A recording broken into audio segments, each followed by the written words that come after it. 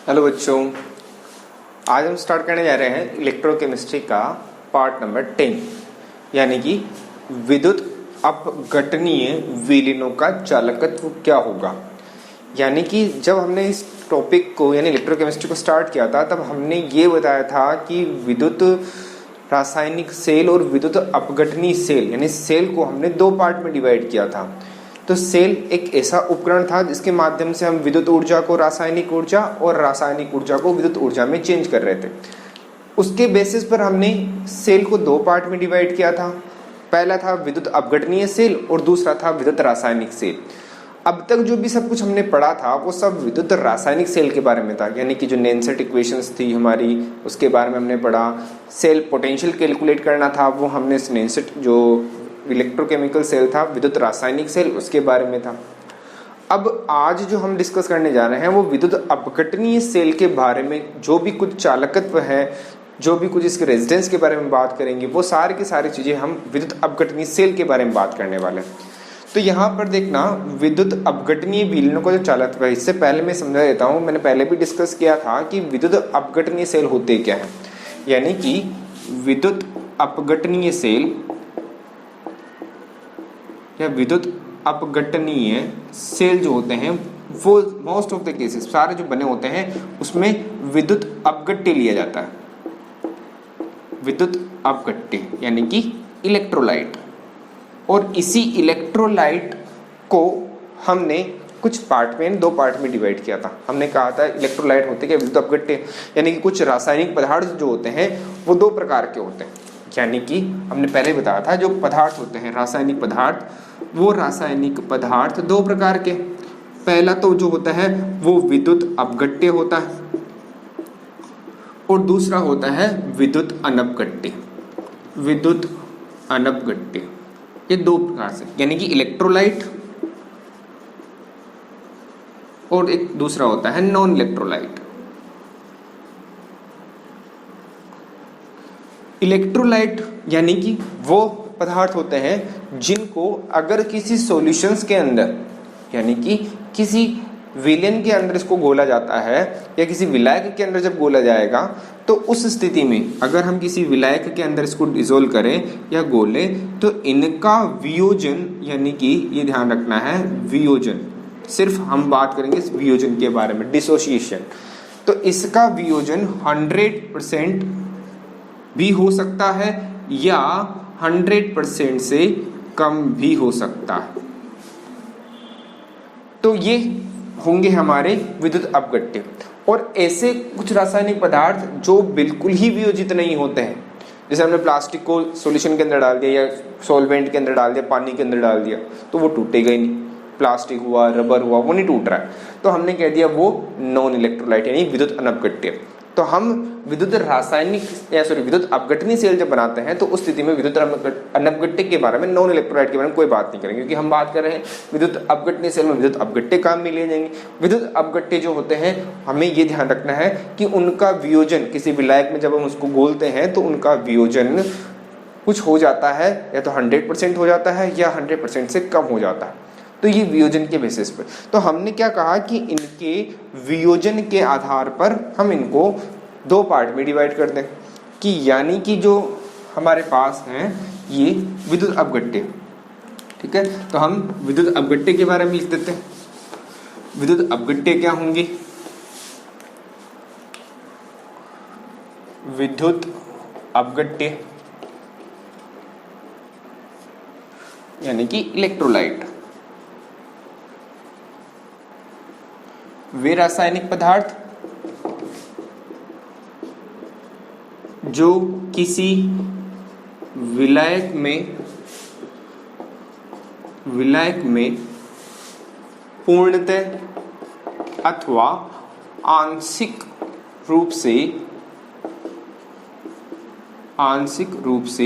वियोजित हो जाता है।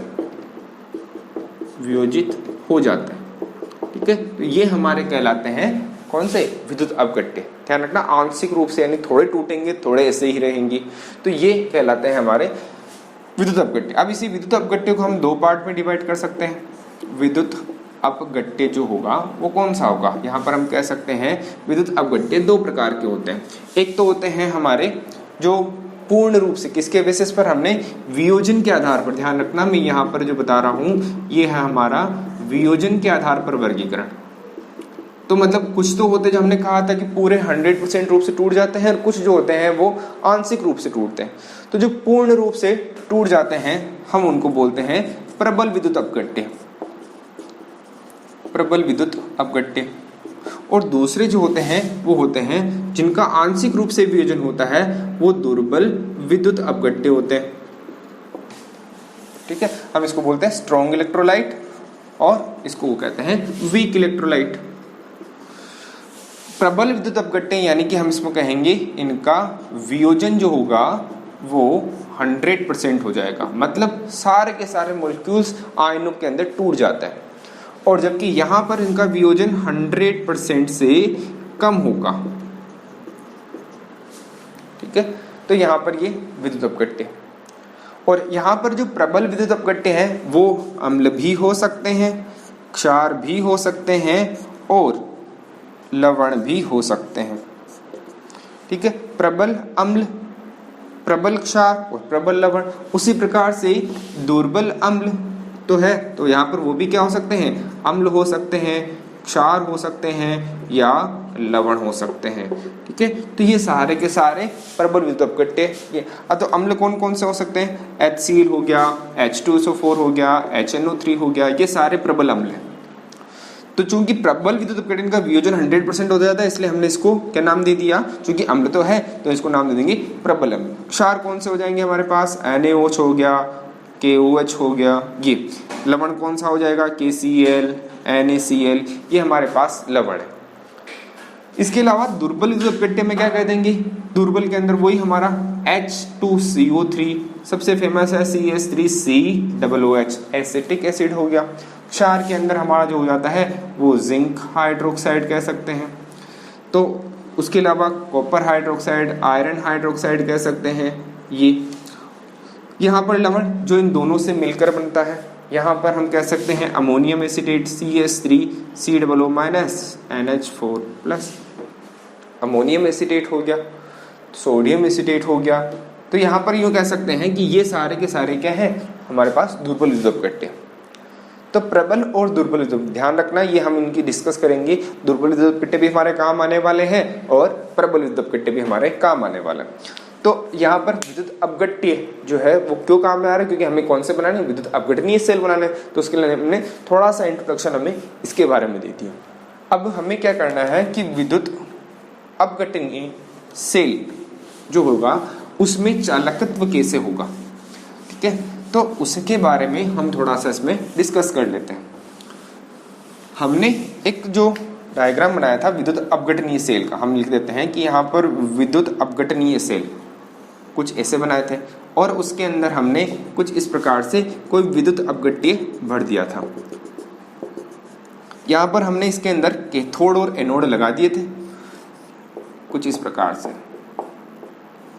ठीक है, यहाँ पर पॉजिटिव, ये नेगेटिव, जो पॉजिटिव से कनेक्टेड था वो हमारा एनोड होगा और जिससे कनेक्टेड होगा वो हमारा कैथोड होगा। तो ये कुछ नॉर्मल जो है हमने विद्युत अपघटनीय सेल बनाया था, विद्युत अपघटनीय सेल। ठीक है, ये इसमें जो ये हमने भरा था ये विद्युत अपघट्य था और विद्युत अपघट्य भी हमने इसके अंदर कौन सा भरा था, वो हमारा प्रबल विद्युत अपघट्य था। याद हो तो हमने NaCl के अंदर भरा था। तो ये कुछ एक विद्युत अपघटनीय सेल बना। अब इसके अंदर हमें क्या याद करना है कि इसके चालकत्व कैसे होता है। ध्यान रखना, चालकत्व के बारे में बात करें तो अगर हमारे जो केमिस्ट्री है इसके अलावा फिजिक्स के अंदर अगर देखोगा धातुओं में चालकत्व, धातुओं में चालकत्व। ठीक है, हम थोड़ा सा टॉपिक को डेविएट करते हैं, हम थोड़ा सा उस पर चलते हैं ताकि थोड़ा सा हमें जल्दी समझ में आ जाए। तो अगर हम यूं कहें कि धातुओं में चालकत्व कैसे होता है, धातु हमें पता है विद्युत की क्या होती है, सुचालक होती है, विद्युत की सुचालक।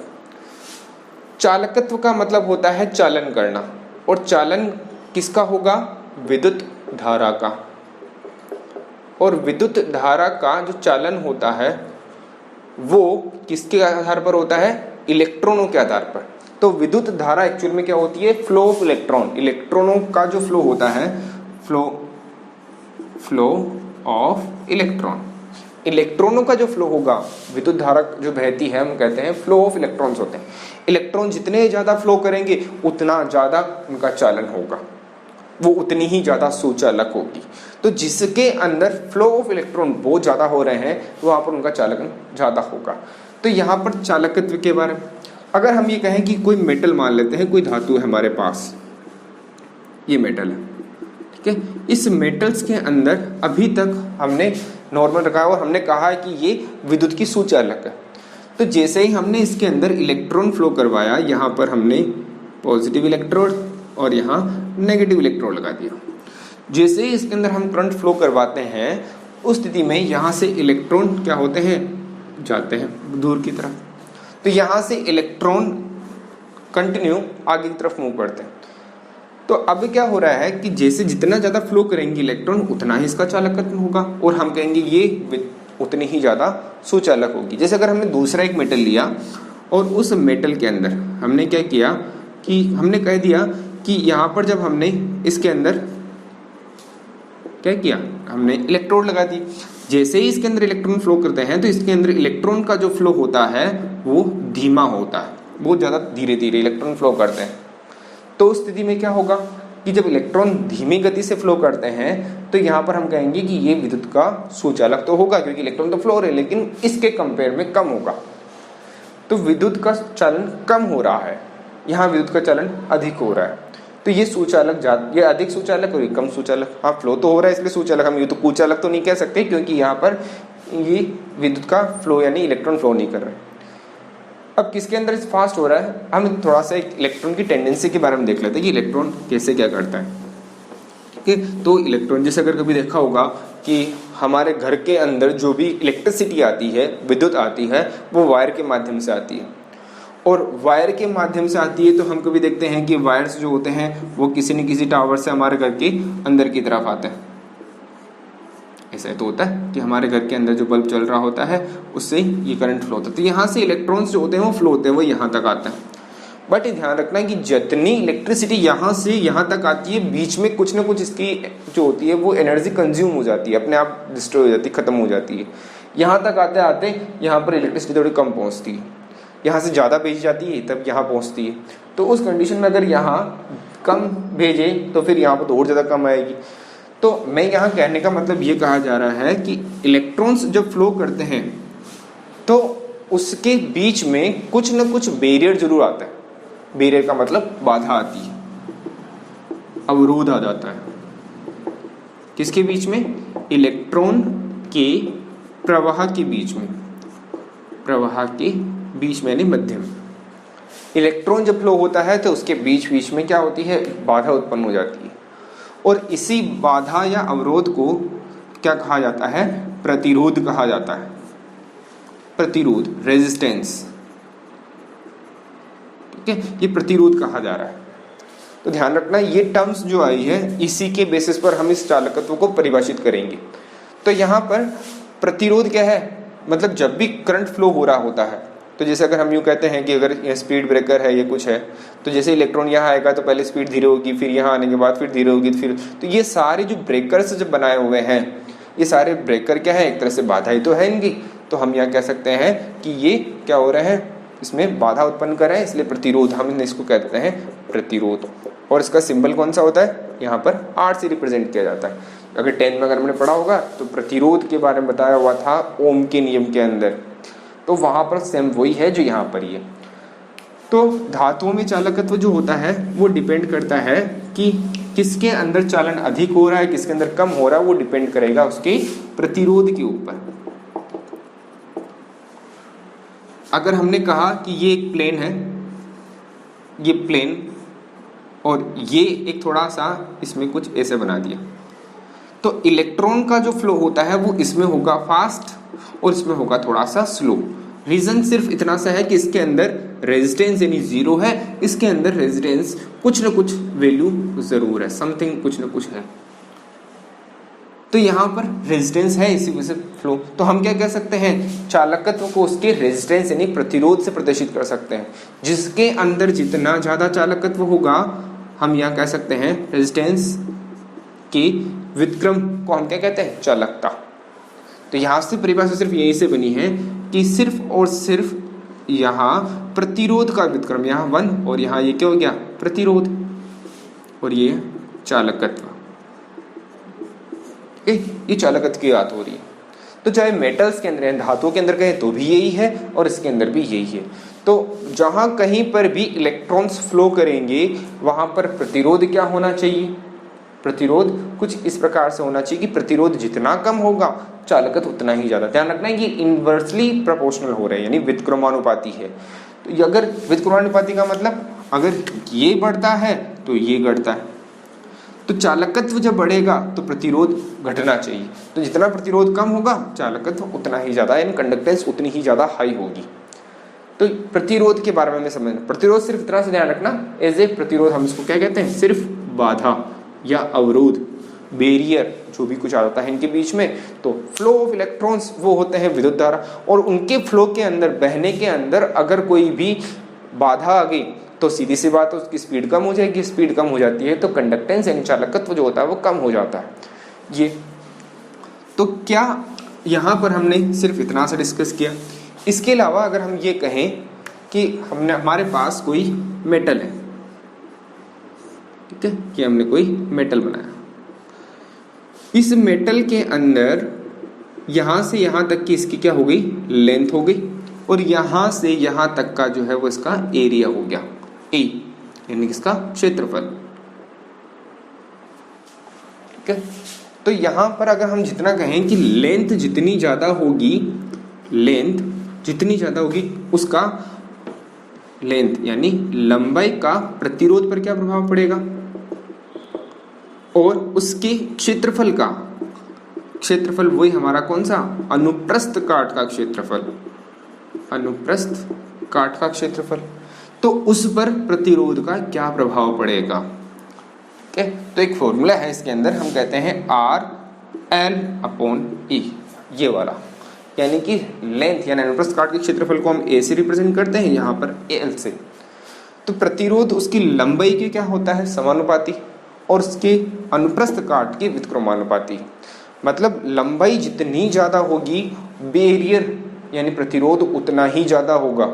अगर इसकी लेंथ को बढ़ा दिया जाए, इसकी लेंथ को बढ़ा दिया जाए तो सीधी सी बात है अवरोध यानी बैरियर प्रतिरोध वो ज्यादा होगा, क्योंकि सीधी सी बात है इसमें बैरियर ज्यादा होता जाएगा तो प्रतिरोध उतना ही ज्यादा होगा। किस पर डिपेंड कर रहा है, वो उसकी लेंथ पर डिपेंड कर रहा है। इसके अलावा यहाँ A अनुप्रस्थ काट का, अनुप्रस्थ काट का क्षेत्रफल है समझना, क्षेत्रफल का जो फॉर्मूला होता है वो क्या होता है, जैसे अगर हमने ये जगह बनाई तो यहाँ से लंबाई इंटू चौड़ाई यानी L और L इंटू L वो क्या होती है L², लंबाई इंटू चौड़ाई हम उसको क्षेत्रफल को कहते हैं।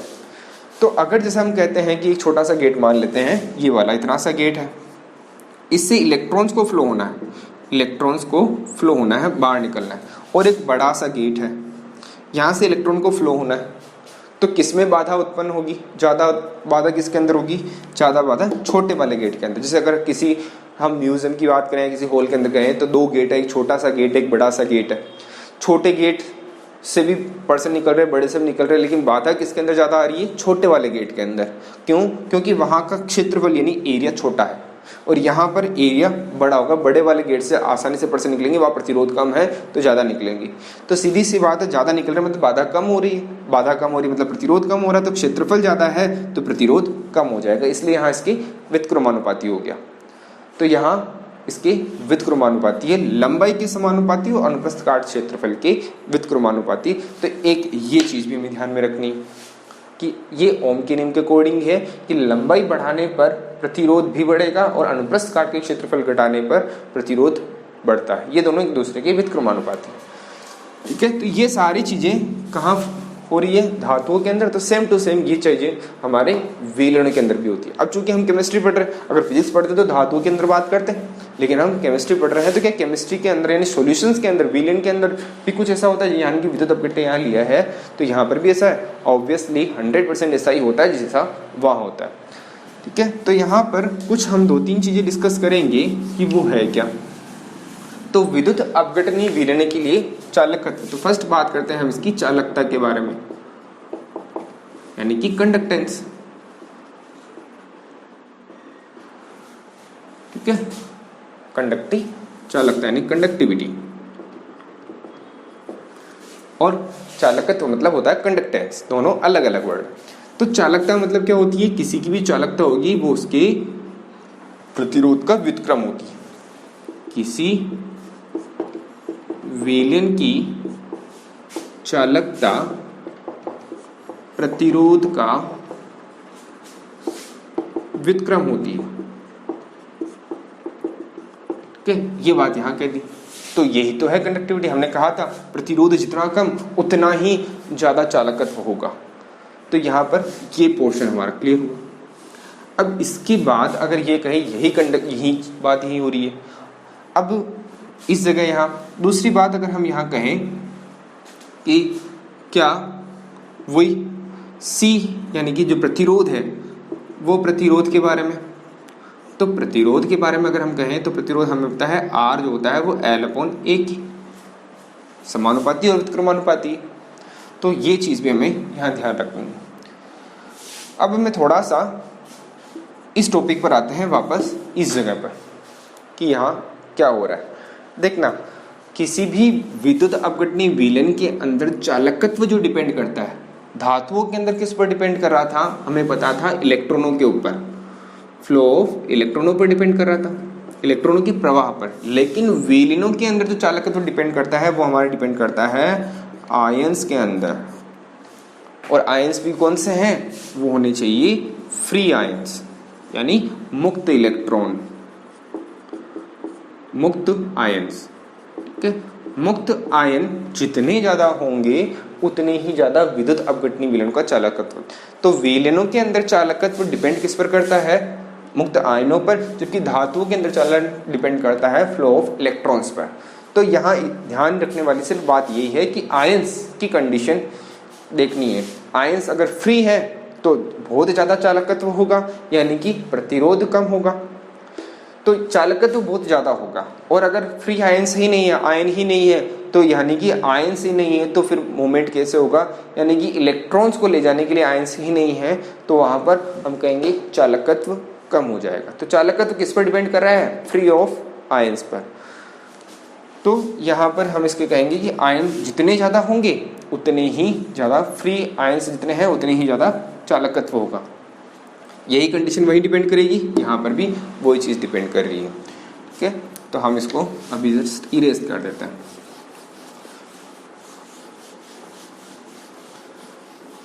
ठीक है, तो यहाँ पर ध्यान रखना, यहाँ C क्या है हमारा चालकता, और यहाँ पर R क्या हो गया, प्रतिरोध।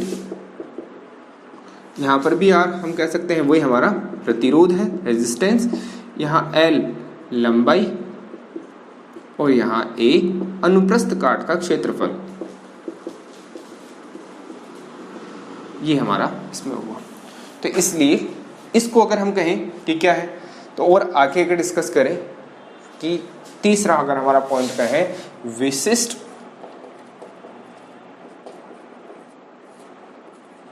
प्रतिरोध। विशिष्ट प्रतिरोध क्या होगा, ठीक है, तो विशिष्ट प्रतिरोध जो होता है उसको हम रिप्रेजेंट करते हैं यहां से, इसको बोलता जाता है रो। ठीक है, RHO, रो बोला जाता है। तो यहां पर RHO रो से इसको रिप्रेजेंट किया जाता है। अभी विशिष्ट प्रतिरोध क्या होता है, ठीक है, तो ध्यान रखना, ये जो चालकता है ये चालकता है और ये प्रतिरोध है। अगर हम इसको सभी को उल्टा कर दें, उल्टा करने का मतलब यहाँ पर जो हो रहा है ये कि हम यहाँ कह सकते हैं, चलो हम इसको थोड़ा सा अलग तरह से डिस्कस करने की कोशिश करें कि क्या है। तो एक मिनट।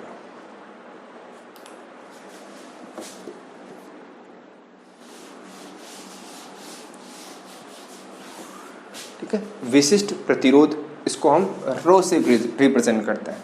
तो यहाँ पर जो रो होता है इसको समझने के लिए हम पहले क्या करते हैं, किसी विद्युत अपघट्य की चालकता के बारे में बात कर रहे थे। विद्युत अपघट्य की चालकता के बारे में बात की जा रही थी।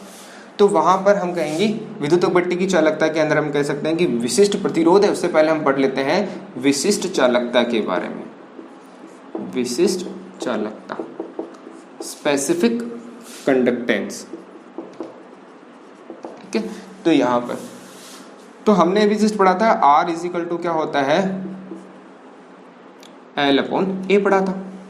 R is directly proportional to L और इनडायरेक्टली प्रोपोर्शनल टू A, ये हमने पढ़ा था। अगर हम यहाँ से R के साइंस को ऐसे ही रखें और यहाँ समानुपाती स्थिरांक को हटाएं तो यहाँ पर आ जाता है रो और L अपॉन A।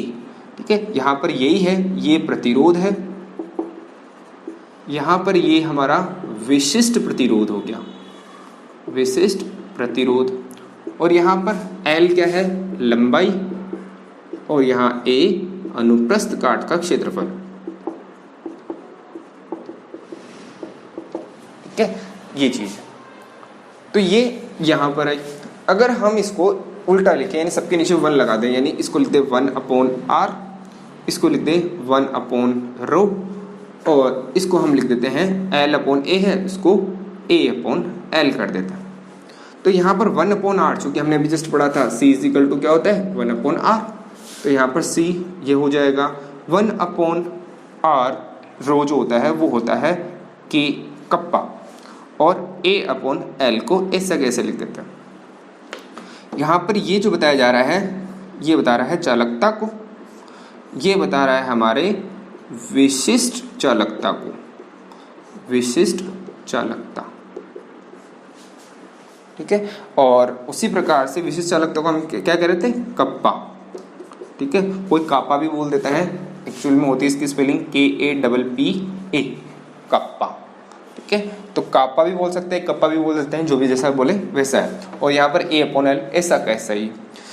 तो यहाँ विशिष्ट चालकता ये हो गई, जिसको हम किससे रिप्रेजेंट कर रहे हैं, यानी कि कप्पा से। तो यहाँ इसको रिप्रेजेंट करने का तरीका ये हो गया। ठीक है, तो ये सारी चीजें यहाँ है। और इसके अलावा अगर हम कप्पा को अलग ही निकालें तो क्या हो जाएगा, कप्पा इज इक्वल टू जो हो जाता है ये इधर आएगा, तो C एज इट इज ऐसा, L इधर आता है तो L अपॉन A हो जाता है। तो ये यहाँ पर ये किसकी डेफिनेशन हो गई हमारे पास, किसका फॉर्मूला है, कप्पा का। अगर हम रो का निकाले तो रो का क्या निकलेगा, रो क्या है, हमने जस्ट ये निकाला था। ठीक है, तो हम निकाल सकते हैं R जो होता है वो रो L अपॉन A है, ये वाला।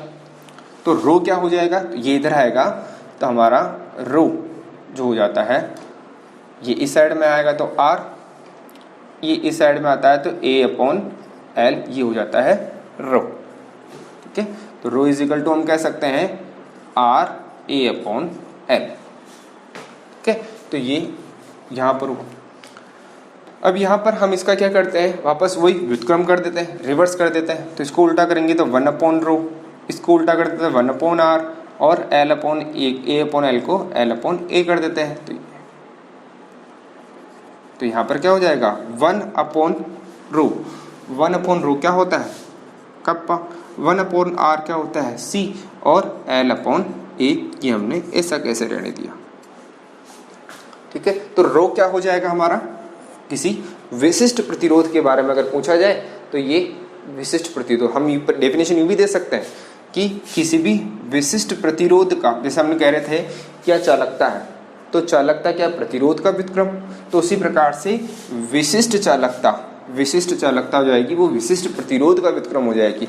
तो विशिष्ट चालकता विशिष्ट प्रतिरोध का व्युत्क्रम, इससे भी हम सोल्व कर सकते हैं, क्योंकि अगर हमें पता है कि विशिष्ट प्रतिरोध जो है वो हमारा यहाँ पर है, तो ये विशिष्ट प्रतिरोध ये वाला हो गया। ठीक है, तो दोनों की डेफिनेशन हम अलग अलग तरह से दे सकते हैं। अब इसमें क्या होता है कि कुछ यूनिट्स निकालनी होती है, यूनिट कैसे निकालें। ठीक है, तो यूनिट निकालने के लिए ठीक है आप इन सबको हटा देते हैं। जो भी हमारे टर्म्स यूज हो रहे हैं उनको लिख लेते हैं। तो चलो मैं इनको एक बार वापस समझा देता हूँ कि यहाँ चीज़ कौन कौन सी काम आएगी। ठीक है, तो फर्स्ट हम बात करते हैं ऑल ऑफ में चालकता। वो चालकता होती है किसी भी प्रतिरोध का व्युत्क्रम यानी C 1/R। ठीक है, नंबर 2। इसके बाद हम बात कर रहे थे प्रतिरोध के बारे में। तो प्रतिरोध जो होता है वो होता है RL/A के बराबर, ये हमने कह दिया। और उसके बाद नंबर 3 विशिष्ट। अब विशिष्ट प्रतिरोध के बारे में, तो विशिष्ट प्रतिरोध अगर हम निकालें तो वो होता है रो, यानी हम इसका निकाल सकते हैं R(ρL/A)। तो रो क्या हो जाएगा, रो जो हो जाता है ये इस साइड में आ जाएगा, तो यहाँ पर RA/L, RA/L ये इस दिशा के अंदर आया, तो कुछ इस प्रकार से हो। तो यहाँ ये विशिष्ट प्रतिरोध हो जाएगा। नंबर 4 विशिष्ट चालकता। विशिष्ट चालकता, विशिष्ट चालकता को हमने किससे रिप्रेजेंट किया था, कप्पा से, ये हमारा कप्पा। तो यहाँ पर कप्पा जो है ये हमें पता है कि विशिष्ट, जैसे चालकता प्रतिरोध का व्युत्क्रम, तो विशिष्ट चालकता विशिष्ट प्रतिरोध का व्युत्क्रम हो जाएगा। तो रो क्या होता है, कप्पा जो है वो 1 रो की वैल्यू क्या हो जाती है R और A/L। ये हमने किसके लिखा, देखना ये 1 रो था, तो रो की वैल्यू क्या है R, तो 1 ऐसा कैसे रो की जगह R रख दिया और यहाँ A और L ऊपर चला गया, ये कुछ ऐसा होगा। तो हमारे सामने कुछ ये वाली वैल्यूज है। ठीक है, तो यहाँ इन सभी की यूनिट निकालना जरूरी होता है। यूनिट्स क्या होगी, यानी इनकी इकाई क्या होगी। अगर हम चालकता की इकाई कहें, ठीक है, तो मैं हम सबके लिए अलग अलग लिख लेते हैं। पहले होता है क्या है, तो R यानी प्रतिरोध जो होता है, उस प्रतिरोध को हम कहते हैं, यानी R को ओम। ठीक है, ओम भी कह सकते हैं, या हम कह सकते हैं महो, या हम कह सकते हैं सीमेन, S सीमेन। ठीक है, तो यहां पर महो को क्या कहा जा रहा है, सीमेन। तो ध्यान रखना यहां महो को उल्टा कहा जा रहा है सीमेन, यानी ओम। चलो इसको हम जोड़ देते हैं, सिर्फ इतना सा ध्यान रखना, ओम या मो। सीमेन की बात हम बाद में करते हैं। यहाँ प्रतिरोध हो गया। इसके अलावा L यानी कि लंबाई की इकाई क्या होती है, L की वो होती है सेंटीमीटर भी ले सकते हैं या मीटर भी ले सकते हैं। या अनुप्रस्थ काट का जो क्षेत्रफल होता है, क्षेत्रफल, उसका हम कैसे ले, तो अनुप्रस्थ काट के क्षेत्रफल में हम लेते हैं L × L होता है, तो लंबाई इंटू चौड़ाई। तो यहाँ पर क्या हो जाएगा, या तो सेंटीमीटर स्क्वायर या मीटर स्क्वायर ले सकते हैं। ओके, तो ये कुछ यूनिट्स हमारे सामने, इसके बेसिस पर हमें इन सभी को सोल्व करना है। तो हमें पता है कि C जो है वो क्या है 1/ओम। R की यूनिट क्या होती है हमारे सामने ओम, तो यहाँ पर हम लिख सकते हैं ओम इनवर्स। ठीक है, ओम इनवर्स को हम क्या कह सकते हैं, ओम इनवर्स को हम कहते हैं महो, या हम ओम इनवर्स को कह सकते हैं साइमेन। ठीक है, सीमेन ये कहा जा सकता है। ध्यान रखना यहाँ ओम इनवर्स को महो कहा जा रहा है। ठीक है, तो यहाँ ओम इनवर्स क्या है, महो।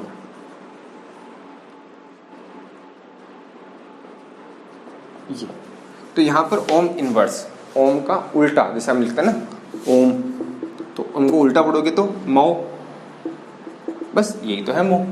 तो यहाँ पर हम इस प्रकार से लिखेंगे।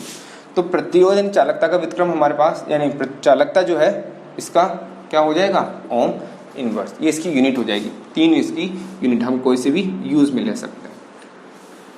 इसके अलावा प्रतिरोध का हम लिखें, तो प्रतिरोध को हम R जो है वो हमारा प्रतिरोध की इकाई हमारे पास कौन सी होगी, ओम हो गई।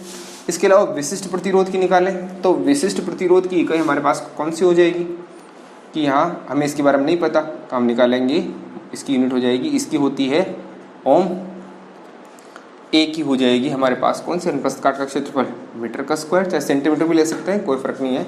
और इसके बाद एल कौन सी हो जाएगी हमारी मीटर, तो ये मीटर से ये कटेगा तो इसकी यूनिट कौन सी हो जाएगी रो की हमारी ओम मीटर।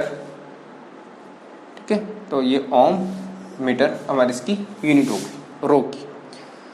अगर हम इसकी यूनिट निकालें कप्पा की क्या होगी, तो कप्पा की यूनिट हम कहते हैं, यहाँ इसी से भी निकाल सकते हैं 1/रो, अगर इसकी में पता चल गई कि ओम और मीटर होती है तो कप्पा की इसकी उल्टी हो जाएगी, तो कप्पा की यूनिट हो जाएगी हमारी ओम इनवर्स और ये मीटर इनवर्स। चाहे इसे भी निकाल सकते हैं, कप्पा से इससे निकालो तो हमें पता है 1/रो यानी ओम, एल क्या होता है लंबाई यानी मीटर, और यहाँ पर मीटर का स्क्वायर।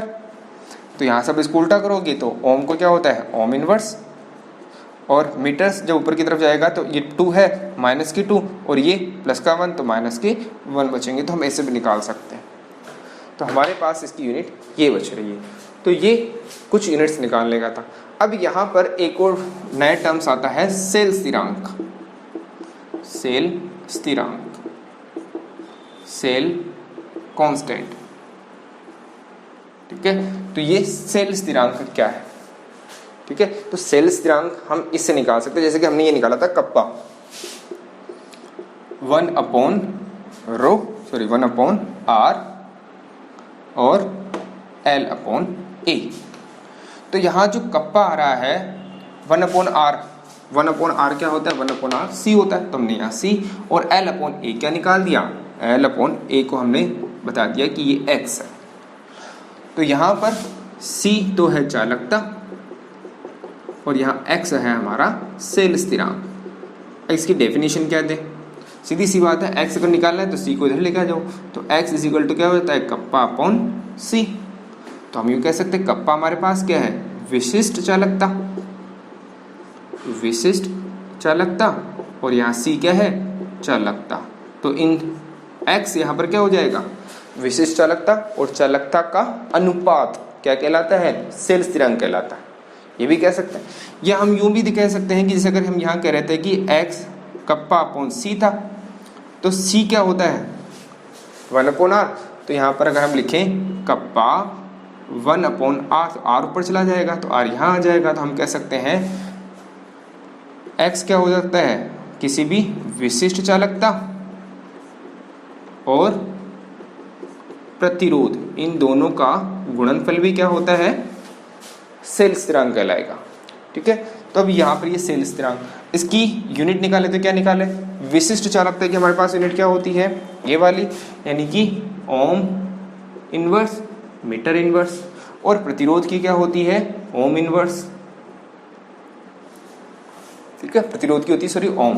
ठीक है, तो यहाँ पर ये ओम, तो ओम से ओम कट जाएगी तो यहाँ x की यूनिट क्या निकलेगी मीटर इनवर्स। तो यहाँ पर हम मीटर इनवर्स जो निकाल रहे हैं वो यूनिट है सेल कांस्टेंट की। तो यहाँ पर जो भी हमने सब डिस्कस किया है वो सारा का सारा है ये सेल कांस्टेंट भी हो गया। टोटल हमने यहाँ 5 चीजें डिस्कस की, 1 2 3 4 और ये 5th चीज। ध्यान रखना ये पांचों चीजें इंपॉर्टेंट है, न्यूमेरिकल जो बनता है वो इन्हीं से बनेगा। न्यूमेरिकल कैसे सोल्व किया जाता है ये हम नेक्स्ट वाले वीडियो के अंदर डिस्कस करते हैं। Thank you.